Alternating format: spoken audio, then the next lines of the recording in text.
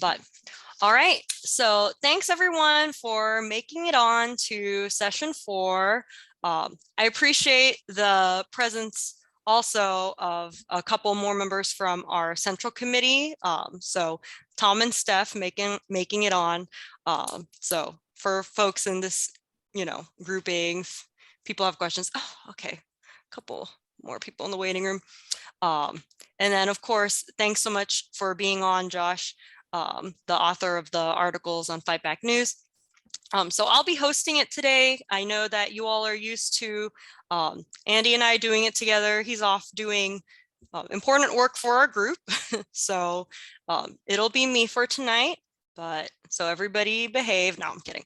But, okay, it looks like we had a couple people who maybe had tech issues. Okay, looks like we're done with it. Well, thanks everyone for being on tonight. So this is session 4 of the series that we had planned. Was just up to 4 for now, but we'll, our next sessions, kind of when and how we'll do it will be to be announced, so keep that in your mind, but we will keep in touch with everyone. But I guess more on that later. So for tonight, we will talk about learning together, the mass line, which is the 5th article in the Red Theory series on Fight Back News that we asked everyone to read. And hopefully people enjoyed it. And then the article also mentions that we've got some other good resources on this topic by our organization. For instance, our pamphlet on the topic, Some Points on the Mass Line, you can't miss it. If you join as cadre, for instance, it's required reading, so you won't miss it. But it's just all in all for anyone who wants to take being a Marxist and organizing seriously. It's just like really, really good reading. It'll kind of give you a lot more like concrete examples of what we'll talk about tonight. So just to bear that in mind. But okay. So without further ado, my name is Chris Carpio. I am on the standing committee of the Freedom Road Socialist Organization. And yeah, tonight we'll be talking about the mass line. So I'll go ahead and just talk on the subject with a little prepared presentation. And then per our previous studies, if people have questions, we'd love to hear them after the presentation's over. So, write them down. You can throw them in the chat too, whatever will help you remember or find them later. But okay, so diving into it, the mass line, we're tossing around this term. What are we talking about? What, if people haven't heard this term before, why do we keep repeating this odd term? So in our last meeting, we examined the Marxist theory of knowledge, right? We talked about how when we say practice theory practice, we're saying that there is a relationship between the kind of particular, concrete, collective experiences of people and Marxist-Leninist theory, and it can go back and forth, right? And it's meant to be brought back to be tested out among the people, right? That's kind of, in our view, how people learn. Obviously, that's going to be really important for any Marxist organization and anyone wanting to actually build a revolution, because if that's how people learn, that means that that's going to be how we're going to teach people, right? So the implications of that are huge, and we've got, a method for it.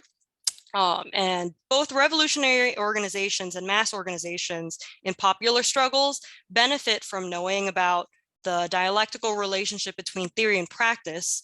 And it's really important for, Marxists to understand that. And it's actually how both mass organizations and people kind of in popular struggles and revolutionary organizations, how we will learn together, right? So how we can advance this cycle of kind of ever heightening knowledge, kind of getting closer and closer to whatever truth is out there. It's going to be through this dialectical relationship. So what that means is that when we're coming up with our slogans and our propaganda and our pamphlets, we're not looking to simply just mirror any particular group or whatever is in the news, right? We have a method. So there is a scientific method to the madness, right? Out there in the big world of, there's all these demands, there's all these slogans and ideas. How can we make sense of it? So it begs the question of like, what are correct ideas exactly? Like, is there an innate correctness to anything? And as Marxists, we would actually say no, because, as dialectical materialists, things don't really have like an innate essence. Things are always like changing, so when we say correct, it's in relation to what, right? Like kind of towards like what motion, like what are we talking about, right? Because depending on what the particulars are, you might have like different answers. I don't want to make this too abstract. Basically, Mao helped us by coming up with the mass line, or articulating it as the mass line, which, yes, it's been used to bring countless revolutionaries great success in helping people learn, making revolution succeed.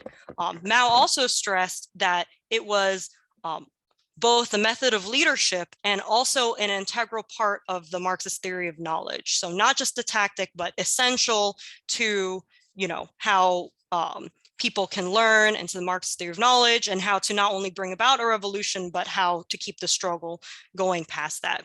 And it's basically the idea that all correct leadership comes from the masses and must return to the masses. So that's the basic premise of it, right? Is that all the correct ideas that we're going to learn is going to come from the masses, the experience of the masses, and it has to go back to the masses to be of use, to be tested, to actually make a change in the world, right? Like what Marx said, it's not good enough to just ponder philosophy and the good ideas, but it has to actually change the world, right? And then, our pamphlet, some question, Mao's essay. So our essay, some questions concerning methods. No, is Mao wrote this essay, and it's really good reading for kind of the concepts that we're going to talk about. And I do want to read this quote that was also put in the article, because I think it's just kind of like a really good quote that captures the basics of this. And it's from Some Questions Concerning Methods of Leadership. And it goes, in all the practical work of our party, all correct leadership is necessarily from the masses to the masses. This means take the ideas of the masses, scattered and unsystematic ideas, and concentrate them through study, turn them into concentrated and systematic ideas, then go to the masses and propagate and explain these ideas until the masses embrace them as their own.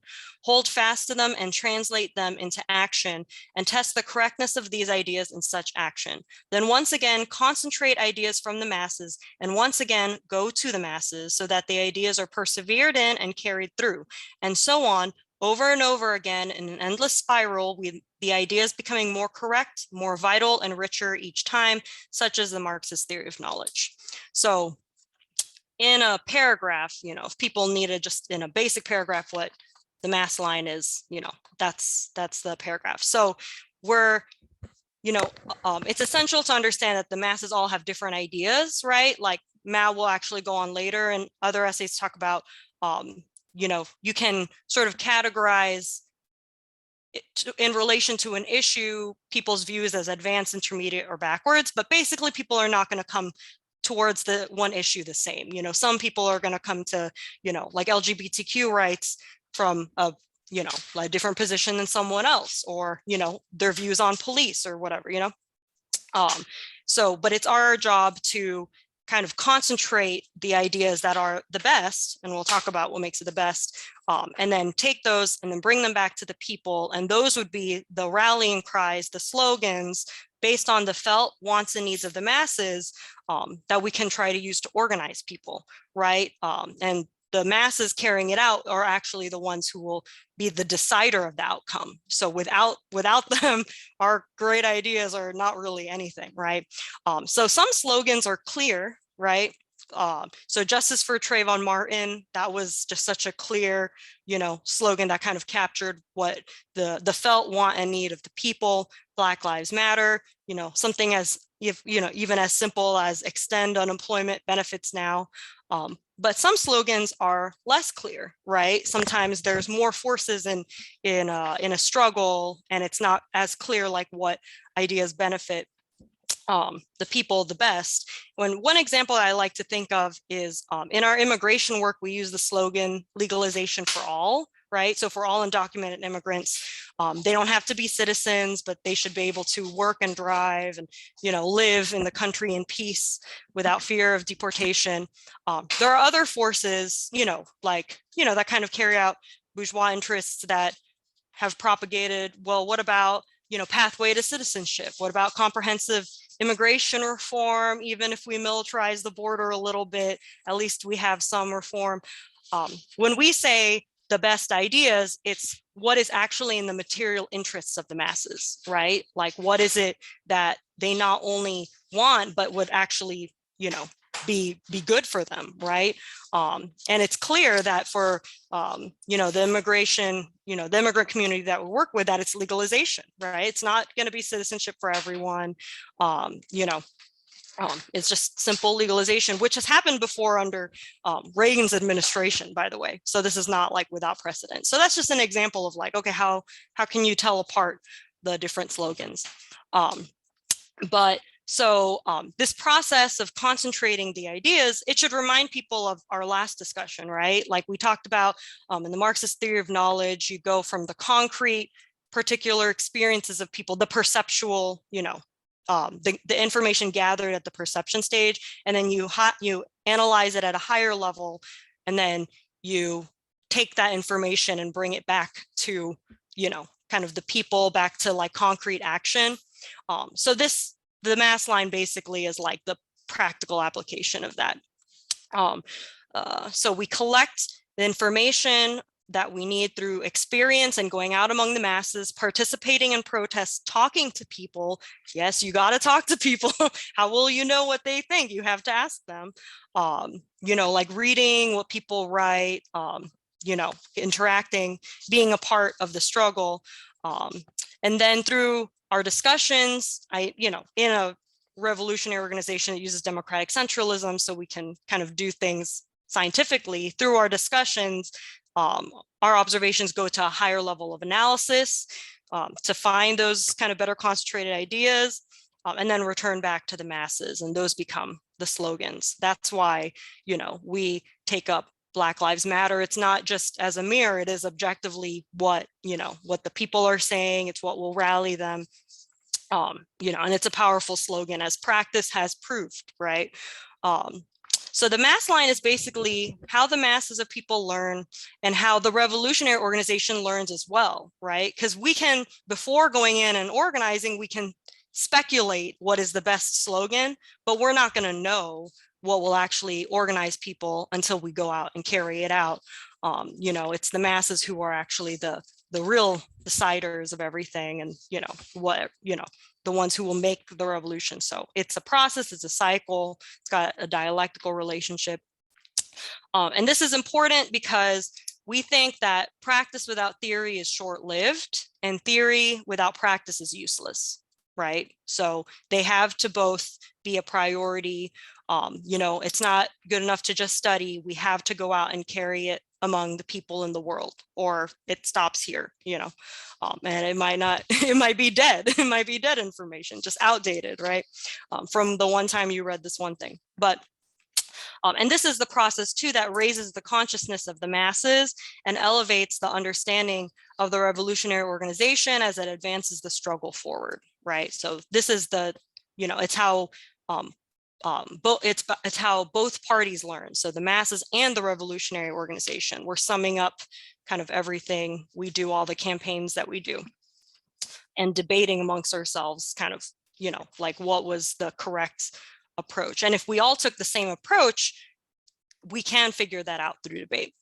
So it's important to know that the mass line is distinct from the idea that the masses come upon correct ideas spontaneously, right? So we don't think that it's a spontaneous process. So some argue that leadership, revolutionary science, and revolutionary theory are not necessary, and the mass struggles don't need leadership or theory, like things will just happen kind of spontaneously because the masses do, organize spontaneously sometimes, but we reject that is what will lead to a revolution. The ruling class has control over every aspect of life in the United States. The ideology of capitalism the dominant mode of production, all of this guides people's thinking in the absence of proletarian ideology, education, guidance, leadership. The bourgeoisie is summing things up all the time. They have the news. They tell people, yeah, the Texas freeze happened because of, Fox News. I had coworkers who were saying this, and it was the first time I'd ever heard it. They were saying the Texas freeze happened because of wind farms, and I can't remember the rationale, but, like they're summing things up all the time, and without, proletarian or without communist intervention, it's not going to get summed up differently.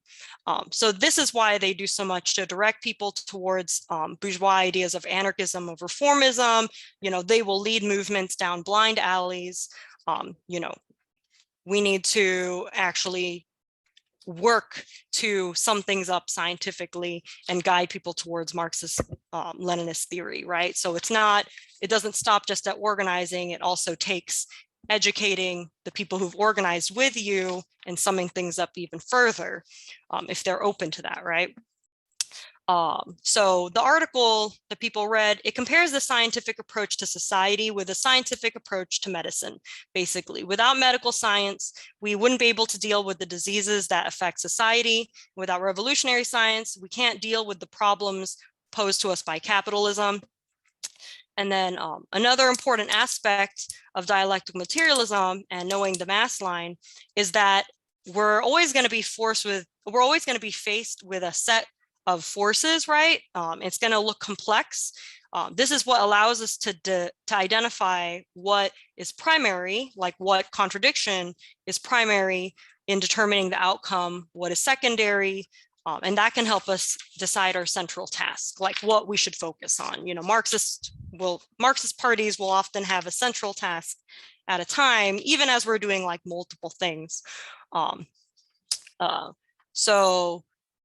we're also able to kind of by the same logic, use it to determine, not logic, but by the same principle, use it to determine what aspect of a contradiction is going to be dominant. So, and we'll get more into contradiction as these studies get deeper, so don't worry too much about it. But basically, things change always in a contradiction between opposites. Knowing what aspect is dominant allows us to know what the motion of the change could be, right? Like if we live in a capitalist society, we're moving things forward, like we're trying to build towards a socialist side, like that's the way things could move, or it could move, things move backward too. So understanding, kind of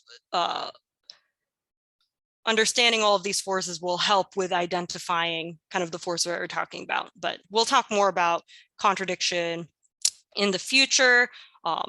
For now, you just need to know that revolutionary theory gives us a tool for which we can analyze the contradictions in society, so we can understand where we need to apply pressure to affect change, right? What contradictions we can sharpen or what's going to sharpen. The same way that, we use math and geometry and physics to amplify force, right? So that's kind of going a bit deeper than the mass line, but it's the same philosophy. So basically, in summary, we work from the principle, from the masses to the masses. And that's how we apply Marxist theory to practical struggles. We start with where the people are at. We look to the advanced fighters in the mass movements that we work alongside. We listen to the demands raised about the masses' felt needs for things like better wages and end to police violence, reproductive rights, the return of reproductive rights, like by interacting with the masses, we will know, what the felt wants and needs are, and through study too, like studying what's actually out there and what's correct. And then using Marxism-Leninism, we can analyze the contradictions in play to determine what's primary, concentrate them into a set of slogans or demands with which we can organize the masses, and then we carry it out to people, into the people, going like fish who swim in the sea. So we go out among the people, organizations, meetings, make announcements that if you're a student activist, you go to a classroom, you make a grand announcement about a protest, why not? Who's there to stop you? We agitate, we propagate. And in this way, we're testing out those demands to mobilize the masses. We raise political consciousness at our events with our speeches. And we do what we can to put fuel on the fire to advance the struggle and keep the masses unified. So a protest that can turn into a march that can turn into an occupation which can turn into an uprising, right? We want to put fuel on the fire. So that's basically kind of, sorry, I know I've talked for a bit, but that's kind of just everything. That's the foundation of the mass line. Some other examples, like if people organize in the anti-war movement, in particular, if people are ever in any of the groups we organize in, we use the slogans, for instance, when Syria was under attack, we used US hands off Syria, right? Because we could unite broadly the different forces who were opposed to the intervention, even if different forces had, like a particular interest in, if they supported the Syrian government or not, we use the slogan of peace, right? Because that was what could mobilize the masses broadly, not just the advanced, but the intermediate too. We could have said, long live the white lion of Damascus, Assad, who we do support because his government did, defeat ISIS and, defend the people. But to organize people, we used US hands off Syria. We used justice for Jamar Clark instead of body cams now, police reform now, even abolition now, because again, this could mobilize a broad section of people. It's the demand that the broad section of people, not just socialists, will rally behind. And in terms of putting fuel on the fire, I wanted to share the example too that, we have Minneapolis comrades, including one who's in this call, our comrades participated in a really important way in the early days of the 2020 uprising, like kind of in those first protests before it turned into an uprising. And some forces wanted to lead people in a march towards the interstate. But our comrades, knowing that the mass demand was justice from the police, actually directed people towards the precinct because of those demands. And that's where the people, kept protesting the whole time. And it turned into an uprising from there because the police began to, threw whatever they had at the people and people didn't leave, right? And then eventually cleared the police out of the station. So I thought that was like a really kind of great story that shows how by knowing the mass demand, we can actually, advance the struggle even beyond our imagination. So upon our shared experience in fighting and struggle, protests, burning police stations, we can then sum up the successes and failures of the struggle together with the advanced mass organizers to build unity around the way forward, collectively raise our understanding, win over the broad intermediate elements, and defeat or isolate the backwards who stand opposed to progress. And study with people who are now open to anti-capitalist ideas, right? Because there will be people who are open to it if they weren't when we first met them. So the mass line is what allows all our groups to advance together. Neither can get anywhere without the other. And it's the key to fusion of Marxism with the workers' movement. Fusion of ML theory with the advanced fighters of the working class needs to happen, in our opinion, for a group to become a party. And the mass line is what we will use to achieve that. So basically, the mass line is absolutely essential. What we analyze, we have to bring back to the people, and that's how we can determine if it's correct or not, or how to build upon it. And nothing can be accomplished without it. You should read our pamphlet, Some Points in the Mass Line. And if you stick around with us, you definitely will read it again and again and get something new out of it each time.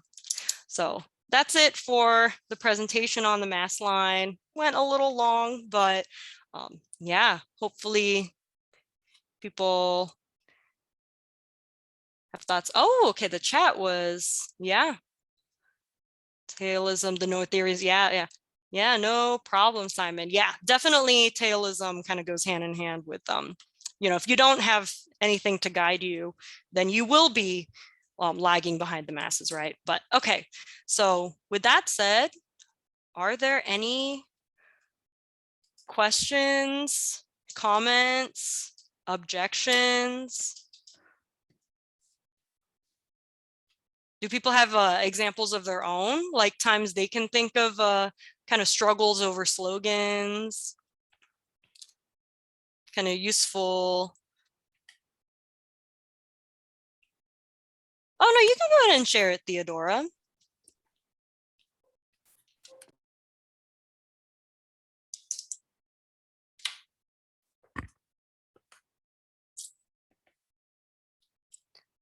Oh, you need me to unmute you? I think I asked you to unmute. Okay, if you don't want to ask, you can throw the question in the chat if you want. Unmuted by choice. Okay, fair enough. So, but if you do decide to ask it, you know, we'd love to hear it, and you can share it in the chat, and then, you know, we can answer it. But okay, are there any questions from folks? Are we all experts now? Yeah, go ahead, Andrew. I had an example Yes. from our work of applying the mass line. So I work at UPS, and the facilities where UPS ships out their packages get very, very, very hot. And the company is not fond of providing easy access to water or putting AC in the trucks. AC in the trucks is a huge issue right now. But a few years ago, one of our members who works at this facility applied the mass line, and he went around and he talked to the workers in the facility, and they basically said, you know, we're dying of heat stroke here. We got to do something. And so he rallied a bunch of people, and they led a very aggressive, very militant campaign to get big fans put up all around the facility. And it was a huge success. And that was, I think, 5 or 6 years ago, and the fans are still up, and people are still really fond of them. So I think that's a really, really good example of it. Yeah, absolutely. That's incredible. We could use those fans here in Florida because our comrades also do not have fans in the building. Oh no, Drake. Yeah, no, you should share this presentation. Use the strategies from this presentation and tell them, look, like you don't have to settle for those, you know, take it to, well, you know, it won't, you know, we don't expect people to just kind of organize their family or anything, but now you can see a way forward at least. But thank you for sharing that, Andrew. That's a pretty powerful example for sure. Yeah, something as simple as air conditioning will, you know, it's better working conditions, right? That's what that is. Yeah, go ahead, Eric. Yeah, so my union brother, comrade Eric Basir, who actually just applied to join Freedom Road. There's a story from the organizing that the Chicago Transit Justice Coalition has. Right now, the Chicago Transit Authority has received tens of billions from the US government to extend the Red Line. The Red Line is one of the major train lines in Chicago.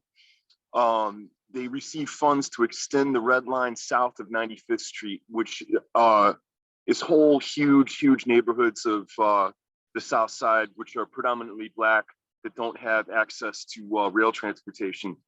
And this wave of joblessness and subpar wages has forced, you know, desperate people into criminal activity sometimes. And the CTA is using what they call a spike in crime and on the Red Line to postpone the extension of the Red Line. And there's a battle being fought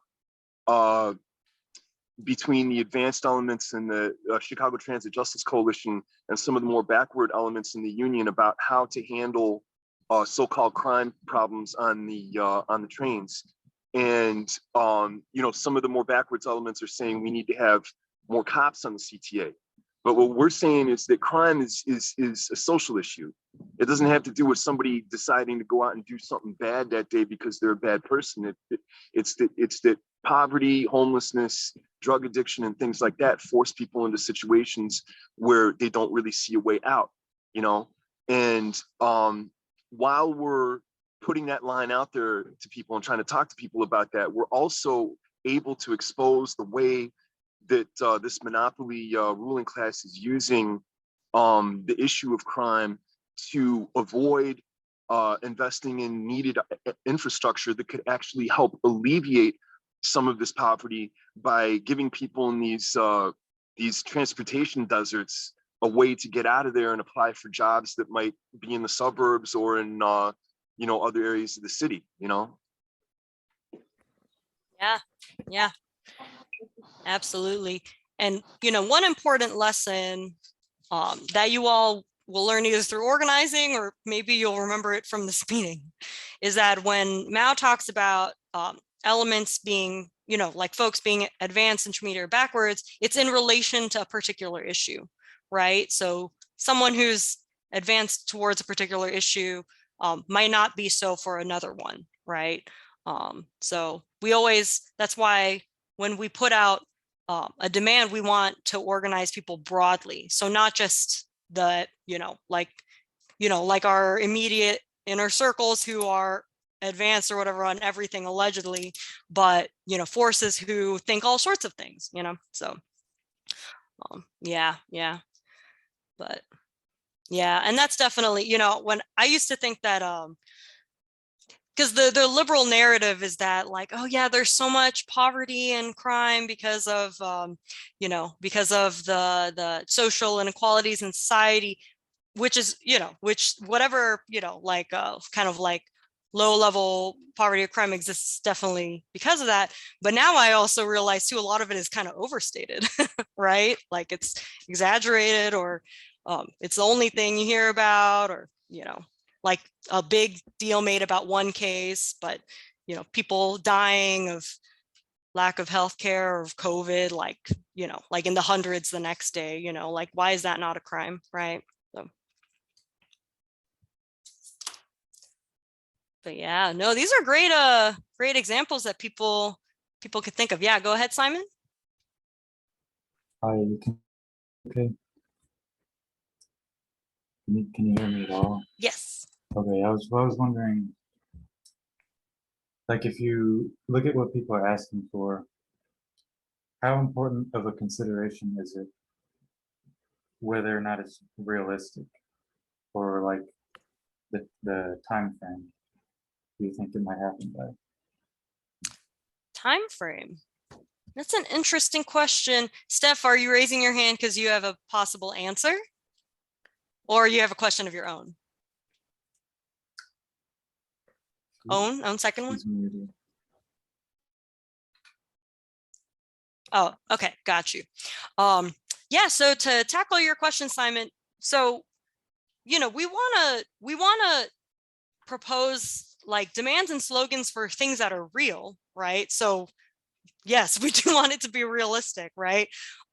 Even if we think that it's going to be a long fight, right? Because a lot of the times it will be a long fight, you know, like, you know, kind of, it took years for the US to scale down its aggression against Syria, or at least drop the no-fly zone. And but even then they still have like forces there, you know, and there's still like, there's always attempts to try to kind of escalate the issue. Just because they've shifted to another like part of the world doesn't mean that they have, you know, kind of like stopped the long-term, you know, now there's like the sanctions, right?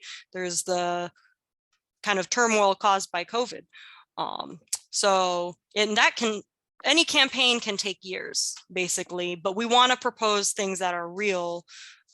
You know, so when we say the ideas that are the best for the masses, it's things that are kind of material, or they kind of bring dignity to the people, right? Even if it's, you know, not like funds or whatever people are getting, but, you know, like a family getting justice from a police officer getting, you know, like put in jail, it doesn't change the whole department, but it's going to bring the family some kind of, you know, like they know that the killer is like off the streets, you know? So every demand should be real, but, you know, we should be prepared for long-term fights too.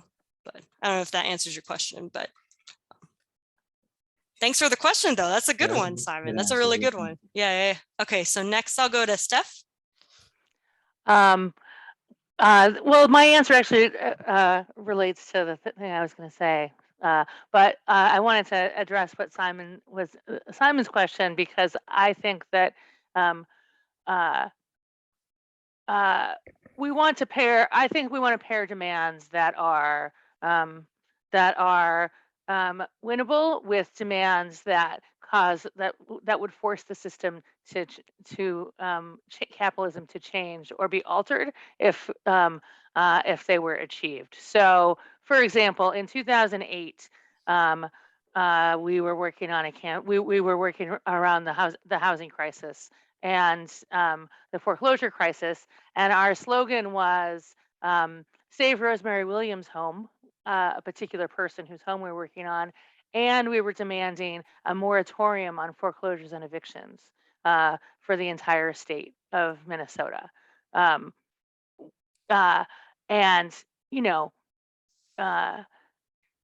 it has happened before in Minnesota back in the 1930s, so it's not a completely unwinnable demand, but it's also wasn't exactly a realistic demand, you know, because we organized to win all that can be won, but also to expose the nature of the system to people who go, yeah, it should be realistic. We're in the middle of a huge economic crisis. A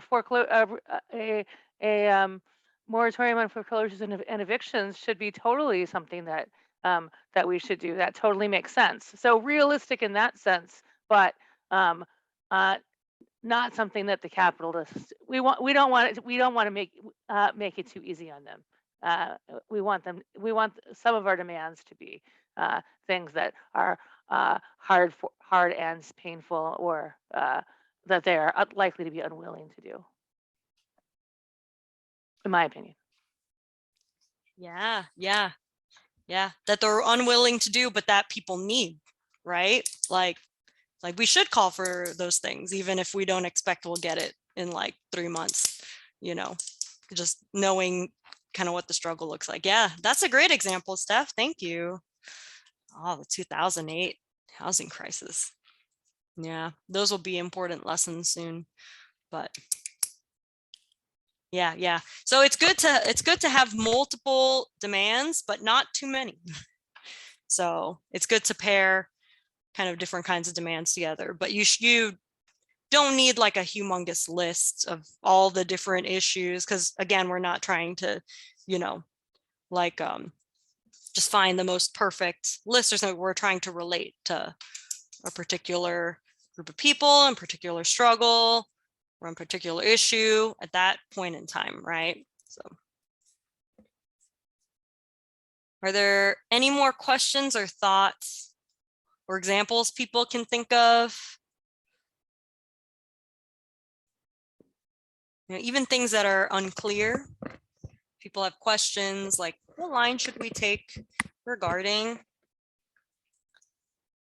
like COVID, or, you know,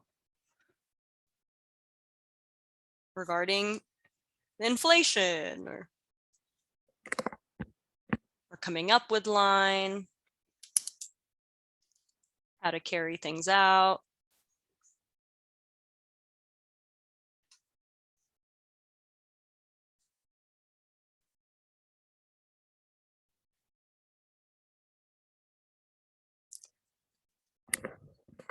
Out of curiosity, I want to ask, is there anyone who has heard of the mass line before? Okay, I see Eric nodding. Yeah, Drake, Theodore. Oh, okay. Sam, wow, okay. How did you all hear about it? Out of curiosity.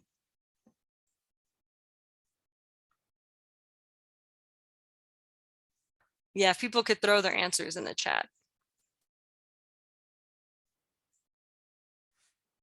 derived from first principles. Theory on own time, fragments online.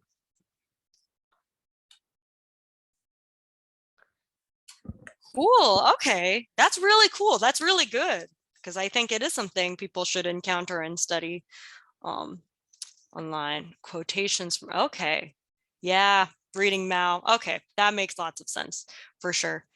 Let me throw the link to our pamphlet. So the pamphlet is really great because not only does it actually talk about all this stuff in a pretty succinct, oh, hell yeah. Pretty succinct, accessible form. It even has practice examples at the end, you know, like, oh, you know, you are in a workplace and there's workers with different levels of seniority, and how do you unite them around this demand? Because the interests of the newer workers might be different from the ones who've been there longer, right? Like the management might propose different things to both groups. So it's a really great pamphlet. It goes into a lot of detail. Yeah, go ahead, Eric.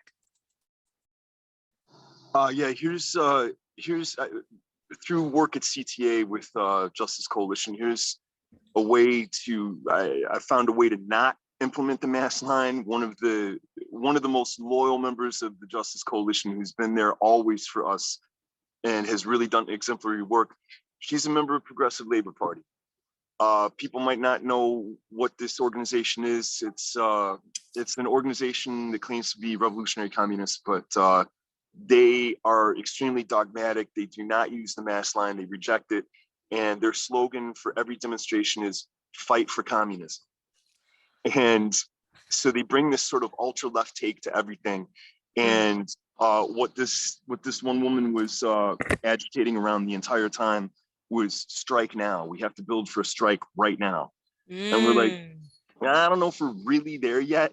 Like at some point that would be good, but that's not where people's heads are at.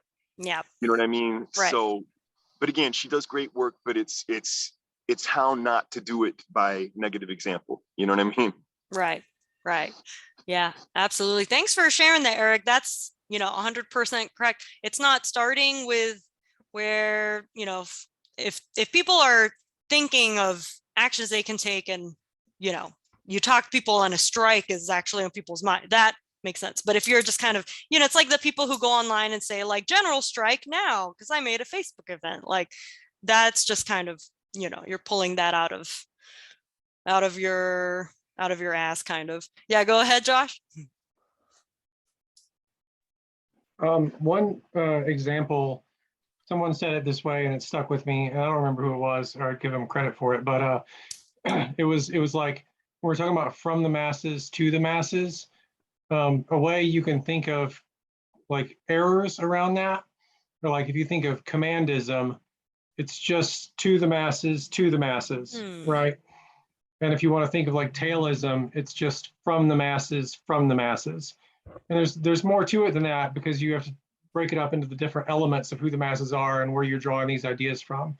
But the nucleus of it is this idea of like, you're not doing one part or the other, or you're doing one part correctly and one part incorrectly, or something like that. Yeah, absolutely. Yeah, so that's a great kind of set of examples that you're giving of errors people could make.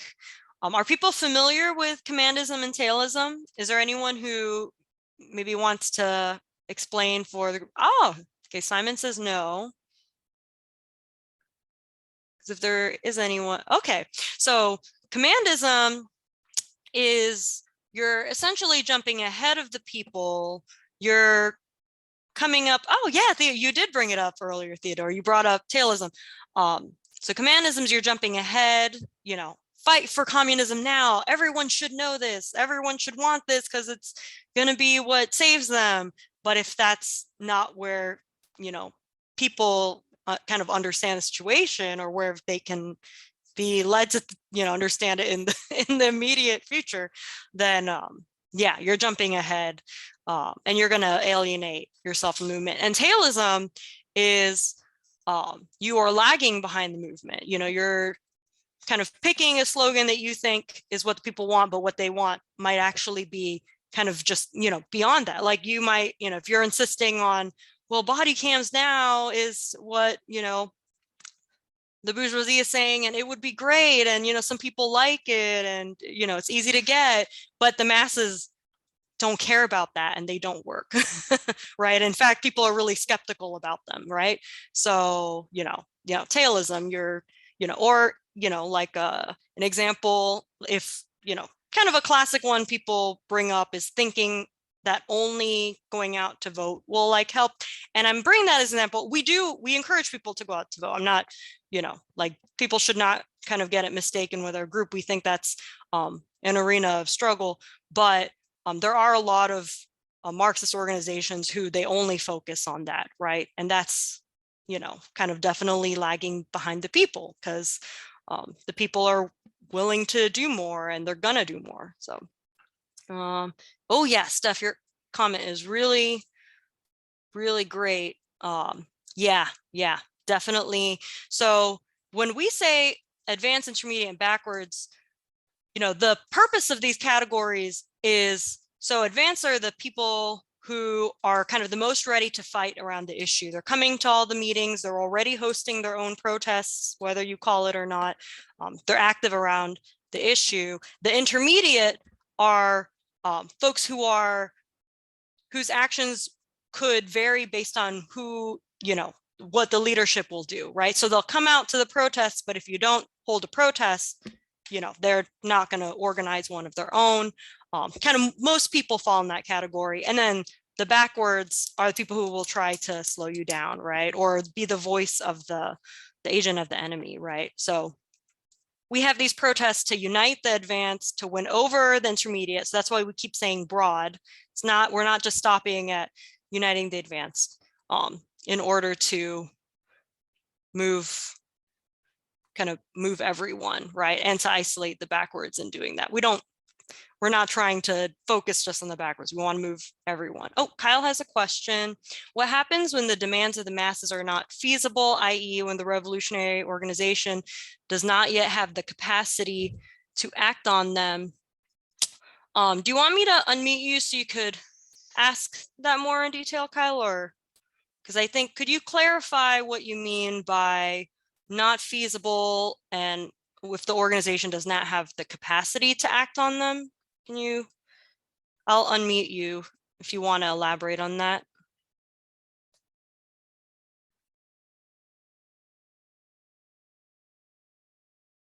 Yeah, you can type it. Totally.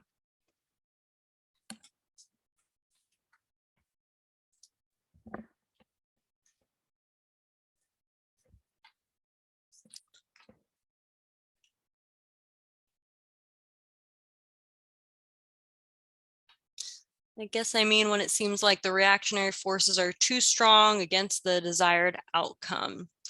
Can you give an example, Kyle?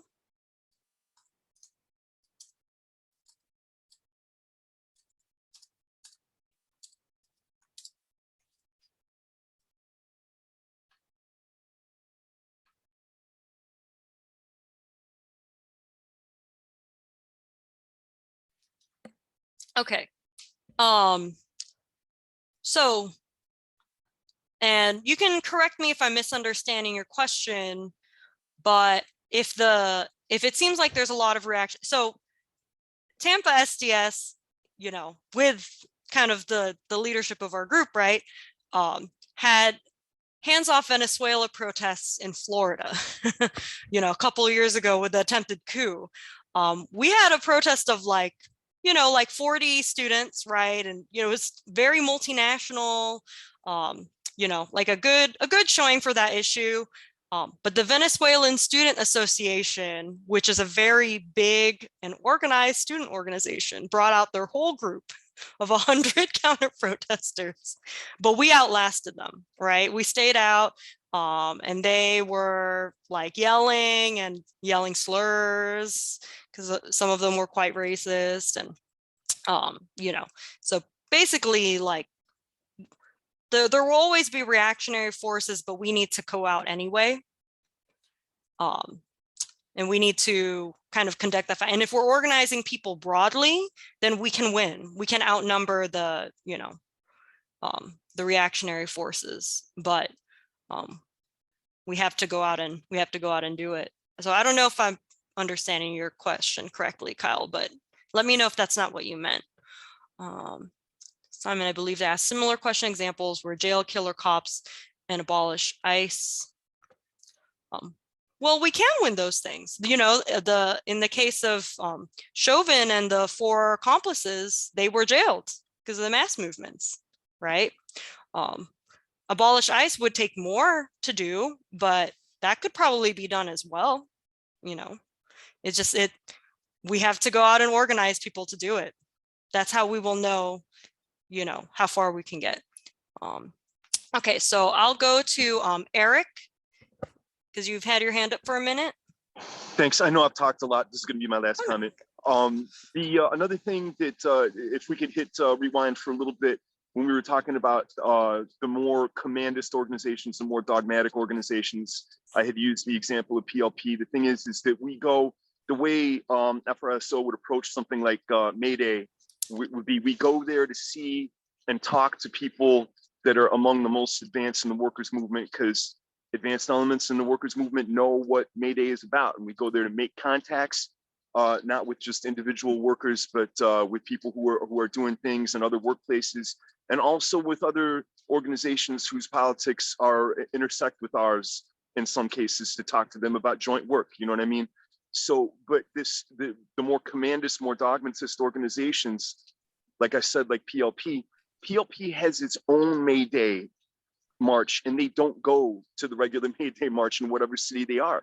And when they do that, they think that they might be attracting the most advanced workers, but what they're doing is that they're walling themselves off from the most advanced workers. They're not in the place that the most advanced workers would be on that day. So if you see the task of party building is just building your own party in a linear fashion until you reach revolution, that might be okay. But for the view of party building that we have, our idea of fusion, our idea that as revolutionary communists, it's our task to bring, you know, socialist ideas to our class and to oppressed nation people, then we can't do without that kind of activity. And that is how we identify the groupings that we might have the potential to unite with through doing concrete work. And these dogmatists, they wall themselves out with that. And that's why they stay sects. That's why they stay at 2,000 to 3,000 people nationwide for 30 years. You know what I mean? That's why those things happen. Right, right. And we don't want to make the same mistake at all. And that's why we organize among the masses at all, you know? You could easily just choose not to, but that's how you get disconnected from the people. Yeah, absolutely. Thanks for sharing those examples, Eric, and the chat being funny. And I see, Theodora, you asked a question, and then after this, we'll maybe take one more question and then we'll wrap up because we're reaching an hour. But Theodora's question, I guess many people, considering many people want to abolish the police, even though we can't do that right now. In that case, I'd say we build up until it's feasible. Don't take that from me there. So our group, okay, so, you know, people should read Lenin, read Lenin stick with us, and we will read Lenin with you. You know, I promise we're not like shouting edicts at you or anything. But so Lenin actually identifies the police and the military, so what he calls armed bodies of men, are essentially like the armed extensions of the state. So whatever ruling class is in power at that time, right? So the capitalists use the police and the military to defend kind of their interests. They put down the people. Under socialism, we would need those things too for the dictatorship of the proletariat, right? So we would not be getting rid of the police or the military, just kind of like the principles of it, you know, we would change it because the people would run it differently, right? Like in China, they don't use like, you know, guns on protesters, like they actually use like rubber bullets for the way they're supposed to. And it actually takes a lot to get to that point. You know, so, you know, they use the National Guard to plant trees and forests, you know, kind of do reforesting. Yeah. Abolishing capitalist police. So our demand among the people, good examples of kind of the mass line is community control of the police, right? So, through study, we know that, and as, using Marxism-Leninism, we know that the capitalists aren't going to abolish their armed force. If it's not a public force that's funded by taxes, it'll be a private security force. Mercenaries are, just like a hired force. So we actually think the people should have control over the police, because then the people could actually, by having the ability to like investigate killer cops, like fire the leadership, control the contract of the police union. We can actually make sure the police do things like investigate domestic assault, so we can still have public safety, but also they're not able to get away with killing like African Americans or, Latinos and Chicanos, right? So that's actually the demand that we're raising in our work, in the community work, fighting against police crime. So that's kind of the, and we learned it from the Black Panthers, so we actually kind of take up that demand. They could vote to recall sheriffs and deputies to, right. Well, the community control of the police would be not just about like voting, because you can currently vote for your sheriff, it would be about getting like having control over the department and the police union. So there's a great source that the Chicago Alliance Against Racist and Political Repression kind of wrote up for their, they actually have like the start to community control right now with a bill called ECPS, but they have kind of even more that they're demanding. And I'll put that link in the chat, because I think that's a really good bill that they've worked on. Yeah, exactly. Well, we were fighting for more than currently exists. We want actual kind of like a democratic way to control the police, which we don't think we currently have, even with civilian review boards. Yeah, go ahead, Tom. In Frank Chapman's book on Black liberation and socialism, I think he talks about the period of Reconstruction where you finally have Black law enforcement officers in the South of the US after the Civil War, and they get to choose how they're enforcing the law and who they're enforcing the laws against. And you see a similar thing now with abortion laws in Michigan.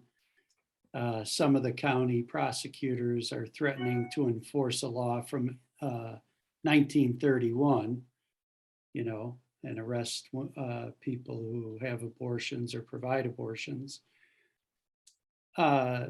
It's in the courts too, so it's been blocked for now. But, you have real power where, a community a board that's elected, like the one in Chicago, will be in like, I think 11 different geographic areas of the city, and they get to decide how the budget's spent. They get the power to hire and fire, so we're talking real power, but it's also a reform. And we still live in a capitalist system. So as quick as we can gain reforms, the capitalists elect Ronald Reagan and try to start taking them away, going back to the 80s. They began to erode all the things that were gained in the 60s and 70s movements. And that's why we're at where we're at today. Is even, Bill Clinton's the one who put more people in prison than anyone. So just saying, the reforms are day-to-day things we demand, the immediate demands of the people or sectors of the people. But the revolution has to be built upon, something other than just shouting slogans at the sky, Yeah, absolutely. And, Eric was talking about the commandist kind of like dogmatist forces that don't want to organize around reform, and they criticize us for being what they think is reformists, but that's because they don't understand the mass line, right? They don't understand that there's a relationship between kind of these like short-term, like gains that aren't going to solve the bigger problem, but also how we can, like get people to understand kind of the long-term struggles, right? Like through engaging in that fight for that short-term demand. Yeah, absolutely. Thanks for sharing that history. So, there's a precedent and a historical kind of background to the demand that we're pushing. Because we don't think, people were asking questions about what's an unrealistic demand. That's actually an unrealistic demand, is the abolition of the police. The capitalists are, through scientific study, we know that they are not gonna, leave themselves on. They'll change the name of it. They'll say, oh, we're sending public health officials and social workers, but it'll be the same thing. Yeah, and when a revolutionary situation arises, the advanced will not know who they are. Yeah. But okay, so we'll take one more question if there is one more comment.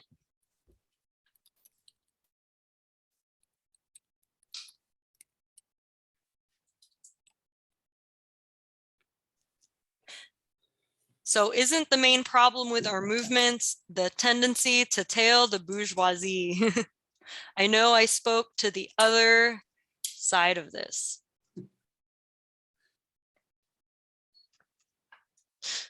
Well, what so are you talking about like can you explain what you're talking about? Sure. There were many reproductive rights rallies in was it early July? And they had different slogans depending who was leading them, If the Democratic Party in your city was leading them, what were those? I'm not going to answer all of this. I'm going to ask other people to speak because there's lots of people on the call. What were the slogans the Democratic Party used versus the slogans Freedom Road Socialist Organization advanced? What should students be advancing on campus this fall as we head towards midterm elections? Our leadership tends to think the Republicans will win the midterm elections, but we also recognize that they're not going to win it as big as they thought they were before the Roe versus Wade was dumped by the Supreme Court too, So there's struggle to be had there, and our movements can impact a lot of different things, So what's the slogan that we should use? What do the Democrats say? How do we differ? That's a good question. I can think of a couple answers, but do folks on this call, if people attended, and you can just, like mention any slogans that you saw at protests too. You don't have to, analyze them for us. If you want to, you can. Do people remember what kind of slogans? Or if you organized with us, what slogans we used? Donate to Nancy Pelosi. Oh yeah, great girl boss. What was the FRSO slogan? Okay, I know people should know this.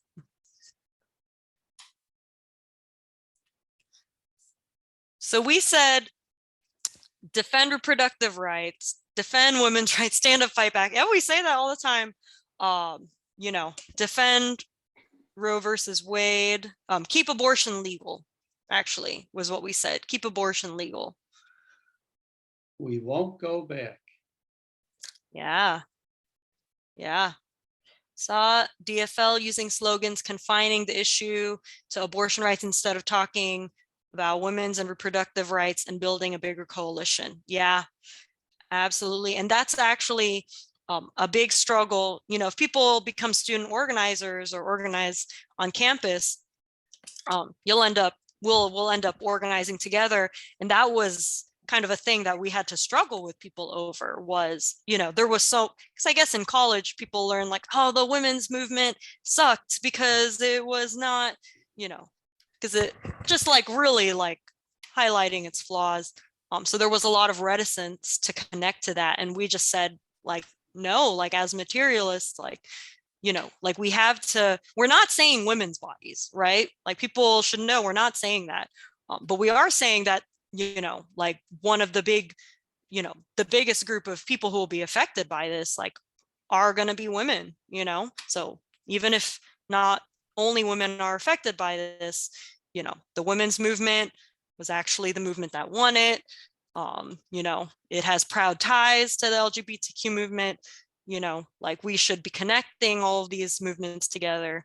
We should be connecting it to Roe versus Wade. Yeah, absolutely. That's a great example, Drake. And it was a pretty fierce struggle. And we had comrades carry out the line, and then they came back with reports of saying, oh, the protests went great. We had protests where, there was the Handmaid's Tale people along with like the queerest students on campus, and everyone was just all talking about, the same issue, and nobody was fighting. I was like, yeah, that sounds right to me. But yeah, student debt battle. Yeah, people praising Biden, while backwards are saying all debt cancellation is bad. Yeah, education should be free. Oh, yeah, that's correct, Tom. You're right. Yeah, they wouldn't say abortion. They would only say choice. Yeah. And I think even now there's still some elements that are like, we should just say choice. It's like, no, I think people have moved past that a bit. Practice has shown. But okay, so these were great comments, great stories. If there are no more questions from the group, then I think we're done. Final call. Going once, going twice. Okay, thanks everyone for being on. So just a couple of announcements. We'll let you all know kind of when we decide to have, if/when/how we decide to have our next sessions. We only planned 4 for this round, but we're going to kind of look at them, and we want to follow up with people kind of more closely and spend some time doing that. So to be announced, stay tuned, check your emails. And then another announcement. So Fight Back News, our group's paper, we now have a podcast as well. Fight Back Radio. If everyone could please subscribe to it, you'd actually get to hear about our latest episode was an interview with STS about reproductive rights. So you'll actually get to hear in greater detail kind of what this struggle was like. Yeah, looks like we've got some fans in the chat. Yeah, Theodora, we will make sure. Yeah, I think we've got a list of people to follow up with who've indicated that they want to do more. So, and then we'll be communicating with everyone. We want to have our regular meetings. But yeah, so we're talking about, Fight Back Radio. Please subscribe. If you've got Spotify, it's free, hit it. If you're not lazy like me and you actually download podcasts with an app and everything, then you can do that. I don't know if you could do that actually with Fight Back Radio. I don't know enough about podcasts, but yeah, it's definitely on Spotify. You can find the information on Fight Back News. Oh yeah, it is on YouTube. Thank you, Josh. Hell yeah. Yeah, subscribe. Okay, and with that, I think we're done for the night. Thanks everyone for being on the call. Thanks for everyone who's participated continuously throughout these studies. I see you guys. I know who you are. You'll be hearing from us. I think it's most of the people on this call, actually. And yeah, we will see you all soon. I am sure. I have no doubt about that.